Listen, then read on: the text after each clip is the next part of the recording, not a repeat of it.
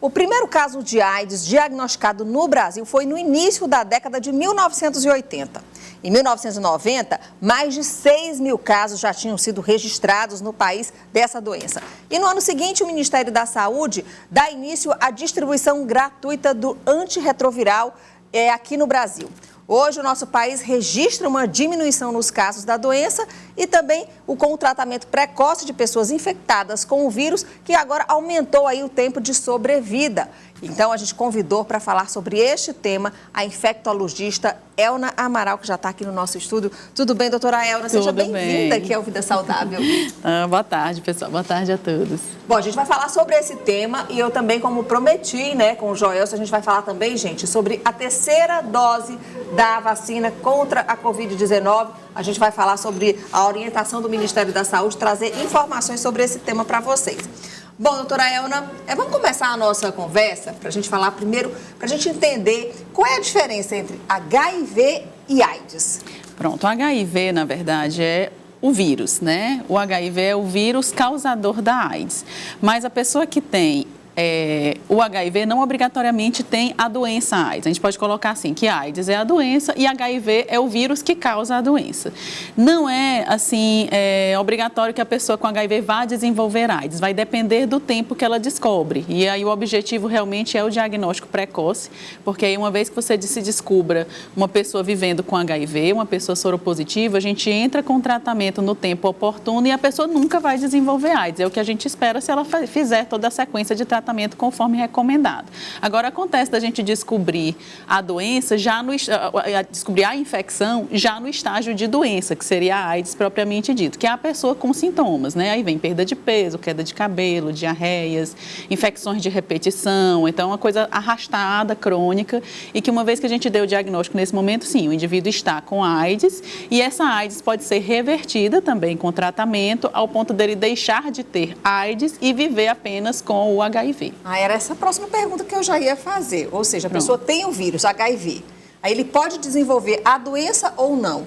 Uma vez que desenvolve a doença, que é a AIDS, aí ele pode passar dessa fase da infecção e voltar só a ficar com o vírus. Pode, isso? Exatamente. A AIDS, por isso que a gente coloca assim, que às vezes a gente bota assim, a AIDS não tem cura.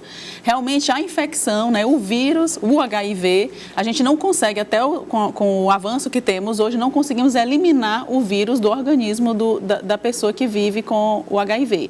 Mas a gente consegue controlar a doença, a AIDS propriamente dita, e conseguimos reverter essa AIDS. Ele fica apenas com o vírus, sem a doença, e se ele conduzido adequadamente, fazendo toda a recomendação e uso da medicação, ele tem uma vida longa, com qualidade, com saúde, vivendo com o vírus, mas sem a doença. E como é que o vírus se desenvolve no nosso corpo? Como é que a doença funciona no nosso corpo? Ele é um vírus que é um retrovírus, né? A característica dele, na verdade, ele tem uma forma diferenciada de multiplicação e de replicação. E ele, ao invadir o nosso organismo, ele tem uma predisposição, uma preferência pelas células de defesa. Esse é o grande problema da doença. Então, ele ataca nossas células de defesa. Isso, diferentemente de doenças, por exemplo, comparando aqui com o coronavírus, né? Que ele vai atacar as células do trato respiratório e algumas outras células do organismo, mas o HIV não, ele vai direto nas células de defesa, como se ele derrubasse toda a muralha que nos defende de diversas outras doenças. Então, ele vai invadindo essas células, vai destruindo. O organismo, a princípio, tenta repor, por isso que ela não é uma doença aguda, né? Ela é uma doença arrastada, porque o organismo consegue repor até certo ponto essas células de defesa, e se você não fizer sintomas periodicamente, você não vai saber que está com o vírus ali em você. Até o dia que o organismo se rende, vamos colocar assim, e para de produzir essas células de defesa, porque não consegue mais repor, e aí o vírus, né, continua atuando, e as defesas baixas fazem com que a pessoa comece a adoecer. Então, a queda de cabelo é por alteração da imunidade, as diarreias e as infecções de repetição, que são características da pessoa já com AIDS, Quais com a tipos doença. de infecções? Tipo pneumonia? As principais são as respiratórias, né? Desde sinusites de repetição associadas à febre sem explicação, a perda de peso, diarreias crônicas, não aquela diarreia de 2, 3 dias, mas uma diarreia que se perpetua, a pessoa começa a perder peso por conta do quadro de diarreia arrastada, né? Então, são sinais que pode estar havendo aí alteração de imunidade, ou seja, o organismo não tá, a infecção está ali por outros vírus e outras bactérias, e o organismo não está conseguindo reagir porque a imunidade está alterada. E aí é a hora de fazer o teste, uma hora que a gente considera já um pouco avançada, mas que ainda doutora, é possível descobrir e tratar. Quando que a pessoa deve fazer o teste para saber se tem o vírus ou não? Isso deve ser um teste periódico, de ano em ano, deve fazer parte de um check-up? Como é que deve ser isso? Hoje não existe, no começo, né, e aí o HIV e a AIDS foi descoberto exatamente nos grupos, principalmente de pessoas, de homens fazem sexo com homens, né, no grupo que hoje a gente chama de LGBT. Hoje não existe mais isso, a gente sabe que é um vírus que pode acontecer em qualquer pessoa que mantenha relação sexual. Então, se você tem sem preservativo. Teve relação sexual sem preservativo, pelo menos você é uma pessoa que é suscetível a adquirir o vírus HIV, assim como outras ISTs. Então, para qualquer pessoa que mantém relação sexual sem preservativo, é uma pessoa que pode ser suscetível, consequentemente, é importante que faça o teste periodicamente, porque a gente nunca sabe quando vai ter. Periodicamente é o quê? De 6 em 6 meses? De uma vez ao ano, 6 em 6 meses, até uma vez ao ano é possível, na mesma rotina, né? Inclusive já existe o próprio Ministério, o próprio Conselho Federal de Medicina já recomenda há um bom tempo que todos os profissionais de saúde, os médicos, solicitem o teste, tanto de HIV, como hepatite B, C e sífilis, que são todas infecções que são sexualmente transmissíveis e que se cronificam, né? Não tem um sintoma agudo nem sempre, que todos os médicos solicitem para os seus pacientes. Então, se você vai no cardiologista, era importante que ele solicitasse, o ginecologista, o urologista, né? Principalmente esses que cuidam mais da mulher e do homem. Eu acho que seria você importante. tem um preconceito, às vezes quando o médico passa o exame, a pessoa já fica com medo. Aí já tem aquele, eu acho, exatamente. Assim, meu ponto de vista, um pouco de preconceito. Não, eu não vou precisar fazer esse teste. Então, exatamente. Que as pessoas levem isso com a maior naturalidade, que deve ser um exame feito como os outros que são feitos num check-up de rotina. É isso mesmo que a recomendação da própria Organização Mundial de Saúde, dos conselhos de medicina, é que as pessoas façam esse teste periodicamente, como faz qualquer outro exame, mesmo sem estar sentindo nada.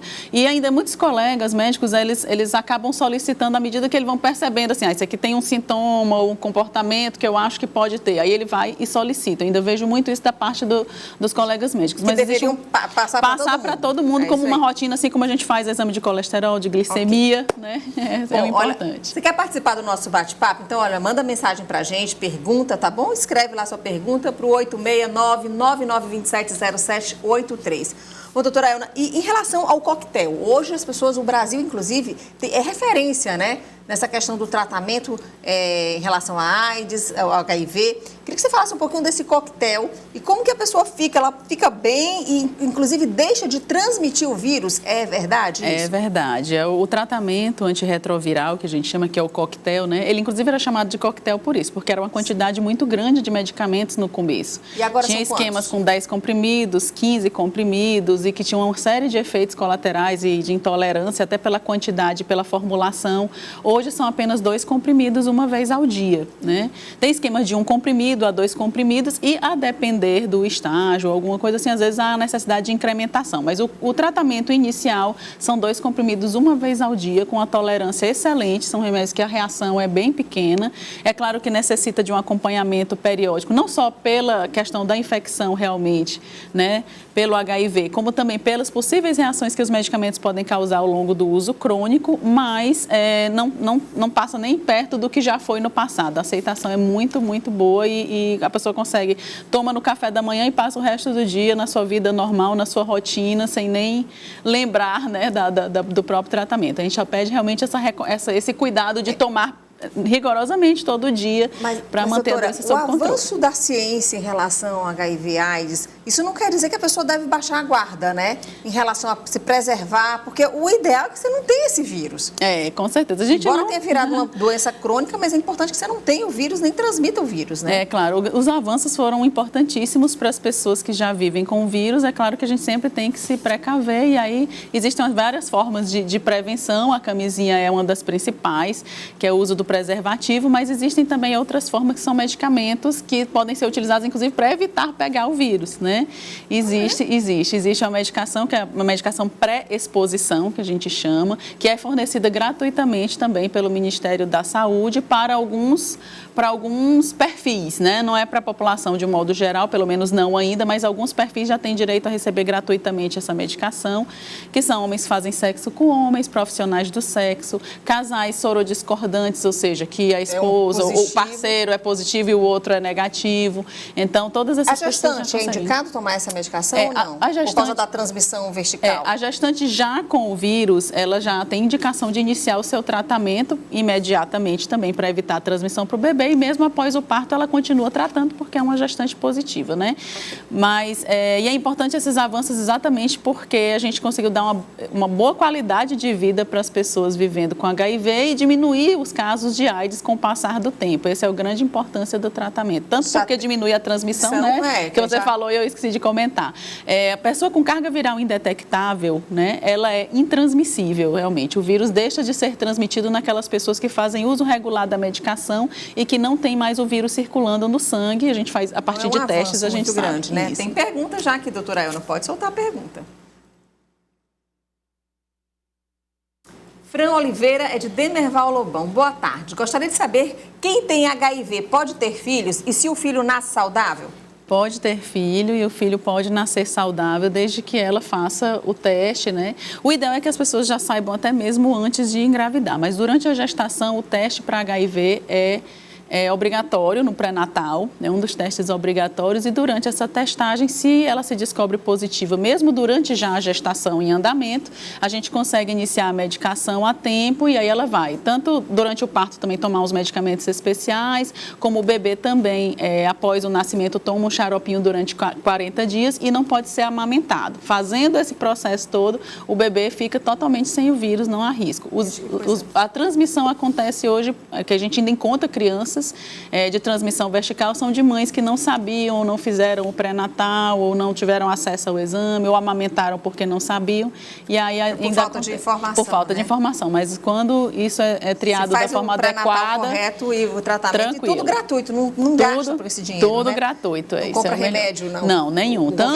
Tanto a medicação quanto o leite, já que ela não pode amamentar, mas ela tem direito a receber. Tem direito a receber. Ela recebe a fórmula láctea por 1 ano, gratuitamente, também entregue no mesmo local onde é entregue a medicação. Bom, doutora Elna, a gente preparou umas cartelas aqui com informações que eu acho que a gente pode falar rapidamente aqui, só para as pessoas entenderem como é que está a situação da HIV e AIDS aqui no Brasil. Olha, 920 mil pessoas vivem com HIV no Brasil, 89% foram diagnosticadas. Ou seja, tem um percentual aí que é uma estimativa, claro, que não foi diagnosticado ainda. Acredito, né? Então, que 135 mil pessoas no Brasil têm o vírus e não sabem que tem. Então é importante fazer o teste. Por isso é importante fazer o teste. Olha, 77% fazem tratamento com antirretroviral. Ou seja, com a medicação, como a doutora Elna disse, que só são 2 comprimidos, né? 94% das pessoas em tratamento não transmitem o HIV por via sexual por terem atingido a carga viral indetectável. Esses são dados do Ministério da Saúde. A gente também já citou, né? Olha, em 2019 foram diagnosticados 41.919 novos casos de HIV e 37.308 casos de AIDS. Eu queria que a senhora explicasse um pouquinho qual é a diferença aí, tá? Os 41 mil casos, né, quase 42 mil casos de HIV são pessoas que não estavam com sintomas e fizeram o teste estando assintomáticas, ou foram doar sangue e se descobriram soropositivas, ou fizeram a testagem por rotina, que o médico solicitou, ou seja, elas não tinham a AIDS, foi descoberto o vírus, mas elas estavam totalmente assintomáticas. Os que são diagnosticados com AIDS, que é aquele outra numeração, né, o outro valor, são pessoas que foram diagnosticadas com sintomas, muitas vezes internadas, e durante a internação por sintomas na investigação, foi descoberto que elas estavam com AIDS. O motivo da internação era por conta do vírus. Aí a notificação é diferente, né? O que a gente espera é notificar cada vez mais, comparando apenas esses números, né, no total, aumentar a proporção de pessoas diagnosticadas com HIV e diminuir cada vez mais a de AIDS, porque o benefício é muito maior descobrir para todo mundo, precocemente, né, com certeza. Coloca novamente aí a cartela para a gente só continuar aí. Olha, o Ministério da Saúde estima que cerca de 10 mil casos de AIDS foram evitados no país no período de 2015 a 2019. Isso tudo por conta do que a senhora estava falando, né? A questão de usar os remédios, né? E deixar esse vírus aí indetectável. O Ministério, exatamente. O Ministério, ele fornece tanto o tratamento para evitar a transmissão, porque uma vez que você sabe soropositivo, você fazendo uso da medicação, você está evitando adoecer e evitando transmitir para outros. Como ele também fornece as pré-medicações e pós-medicação, né? O pré é aquilo que eu coloquei, né? Para alguns grupos que podem ter uma probabilidade maior maior de exposição, e também a pós-medicação, que é quando a pessoa sofre ou tem uma exposição sexual sem preservativo, e aí depois fica com medo, já fica se prevenir, ela né? pode usar uma medicação durante 30 dias para evitar que o vírus se instale, assim como também as pessoas que sofrem acidente com material biológico, né? Às vezes em hospitais. Doutora, vamos só para a última cartela, que depois eu quero falar da história da terceira dose, que muita gente quer saber, mas esse é um dado importante. A maior concentração de casos de AIDS, ou seja, da doença, está entre jovens entre 25 a 39 anos, de ambos os sexos. Foram 492 mil casos registrados, não é isso? E os casos nessa faixa etária, eles correspondem a 52,4% dos casos do sexo masculino e entre as mulheres 48,4% do total de casos registrados. Ou seja, está meio a meio, né? Não é uma doença mais, é mais em homem, mais em mulher, agora está mais no público jovem, então fica o alerta aí para os jovens, né? Preservativo é importante. Pega o vírus com alicate? Pode pegar se não houver a higienização adequada do material. Por isso que a gente recomenda, né? Tem que haver todo o cuidado. Não pode haver o compartilhamento de todo e qualquer material que tenha contato com sangue, não deve ser compartilhado. Então, agulhas e seringas sempre descartáveis, materiais de manicure devem ser esterilizados adequadamente ou cada um ter o seu pessoal, né? Por exemplo, pegar o alicate e passar só álcool, isso não vai adiantar. Só se for de 70%, pode ser, não? Pode ser. Agora, o que acontece é que a gente pensa não só no HIV, que até que o vírus HIV, o HIV, né, ele, vamos dizer assim, ele morre com facilidade. Mas nós temos também a hepatite B em coisa de minutos. Então muito rápido. O risco maior de transmissão realmente é aquele contato direto, sexual ou sangue passando direto para o outro. Beijo passa HIV? Não passa HIV. O beijo, tanto beijo no rosto quanto na boca, a probabilidade de transmissão, porque o vírus, embora seja localizado também na saliva, mas a quantidade é muito pequena baixa. E a própria saliva tem uma forma de inativar, desde que a carga viral seja baixa. E aí aproveito para falar da questão do sexo oral, que é outra coisa que o pessoal fala, se o beijo não passa, o sexo oral, né, porque tem a saliva. Mas o sexo oral tem uma questão que é a grande quantidade de secreção vaginal ou de esperma que pode cair na cavidade oral, né? E a quantidade que tem pode ser uma quantidade muito maior do que a saliva pode inativar. Então, a chance de você deglutir ou passar pela própria mucosa, né, pela própria, às vezes você abaixo tá com da língua, na boca também, e nem tendo com afta, já pode passar. A própria mucosa, ele atravessa a mucosa. Ele não atravessa facilmente a pele, mas a mucosa ele pode atravessar e aí haver a transmissão. Viu? Por isso que eu quis dar essa informação. Mas o pessoal acha que como o beijo não transmite, então qualquer coisa que vai para a boca não transmite. Mas não estão pedindo aqui para eu mudar de assunto a história da terceira dose. Existe uma recomendação do Ministério da Saúde em que pessoas que tomaram a Coronavac, elas passem a tomar a terceira dose da vacina? O que a senhora tem de informação sobre isso? Na verdade, não é só a Coronavac. Já tem um estudo sendo feito, né? Aqui no Brasil já existem estudos internacionais e aqui no Brasil tem um estudo ainda em andamento para ver essa necessidade de uma terceira dose nas pessoas que já foram vacinadas há pelo menos 6 meses, que são as pessoas que foram vacinadas no começo do ano, né? O primeiro grupo de vacinados. Mas esse estudo não está concluído, mas também não vai ser surpresa se ele vier indicando essa necessidade, porque eles estão fazendo a dosagem exatamente das defesas das pessoas que tomaram a dose lá no começo para saber como é que está a imunidade delas hoje, né? Não vai ser surpresa porque a gente sabe dessa possibilidade, que a vacina pode não ser, né? Toda vacina tem essa indicação, a gente se baseia muito do influenza. Da gripe, né? A gente se baseia muito da influenza, que também é um vírus de transmissão respiratória, algo parecido com o coronavírus e que tem essa indicação anual. Então, não vai ser surpresa que tenha a necessidade. Agora, o que a gente espera, e o Ministério já alertou isso também, que isso não vai ser agora, vai depender do resultado desses estudos e da quantidade de vacina disponível, porque também não faz sentido a gente fazer terceira dose em pessoas que já tomaram as duas primeiras doses e deixar pessoas ainda sem vacinação. Então, a prioridade continua sendo vacinar os que ainda não foram vacinados e quando tudo estiver concluído, todos com suas 2 doses, né, aquelas que precisam de 2 doses, aí sim já é o tempo que sai o estudo e vê a possibilidade de fazer a terceira dose, começando por aqueles que foram os primeiros a serem vacinados. Geralmente, profissionais de saúde. Também pela Coronavac, não? Já que a eficácia dela é menor. Eles estão planejando o estudo está sendo feito com todas elas, né? A Coronavac foi uma das primeiras que foi feita a vacinação, inclusive em profissionais de saúde e idosos, com certeza será o primeiro grupo a ser revacinado quando chegar esse momento, se houver realmente essa necessidade. Tá bom, doutora Elna, muitíssimo obrigada pelas informações, tá bom? Porta aberta aqui para você trazer sempre informações para a gente, tá bom? Que bom. Obrigada, estou à disposição. Obrigada, então. A gente que agradece, viu? A família Vida Saudável agradece.